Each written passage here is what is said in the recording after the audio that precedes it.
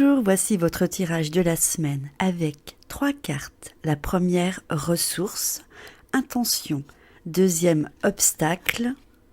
Le comportement manque de confiance. Et la question est: es-tu heureux? Y a-t-il du plaisir dans ta vie? Première carte, avec la carte ressources, l'intention. Idéalement, nous serions tous des personnes responsables et autonomes, qui s'appartiendraient totalement. L'univers nous a en effet créé des maîtres de notre destinée. Nous pouvons alors orienter notre énergie dans la direction que nous décidons.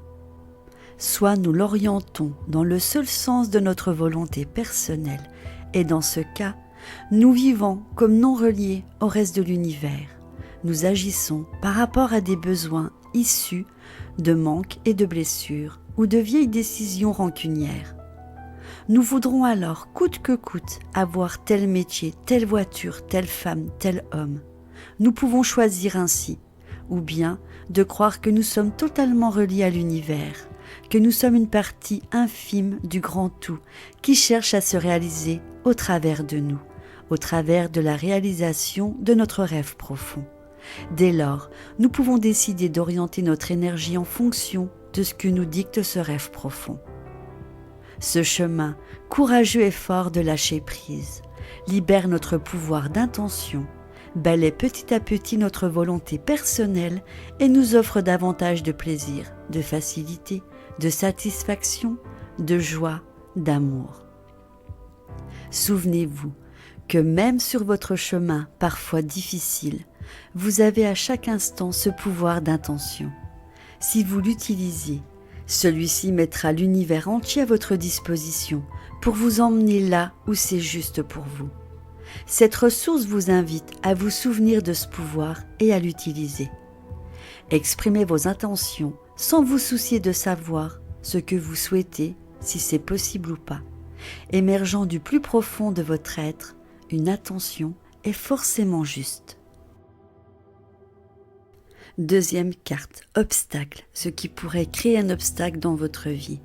Le manque de confiance. Du point de vue de l'énergie universelle, nous sommes tous créateurs de notre vie. À tout moment, nous pouvons donc émettre des intentions dans l'univers, et ça, c'est la confiance, la foi que nous avons en Dieu, en la vie, en vous-même et en les autres, qui va permettre que ce rêve se réalise de manière certaine. Avoir confiance en nos rêves, c'est leur accorder du crédit, de la valeur. C'est s'abandonner à ce que l'on croit. Si vous avez tiré cette carte, c'est qu'il y a un manque de confiance certain dans votre vie. Je vous invite à l'identifier à l'aide d'une question. Avez-vous confiance en vous, en les autres, en la vie, en l'amour, en Dieu? Donnez-vous ensuite les moyens de reconstruire une image positive de ce que vous avez trouvé, de façon à restaurer la confiance là où elle était au début. Troisième carte, la question. Es-tu heureux? Y a-t-il du plaisir dans ta vie? Cette carte est là pour vous rappeler que nous autres, êtres humains, sommes sur Terre pour savourer la vie, pour être heureux.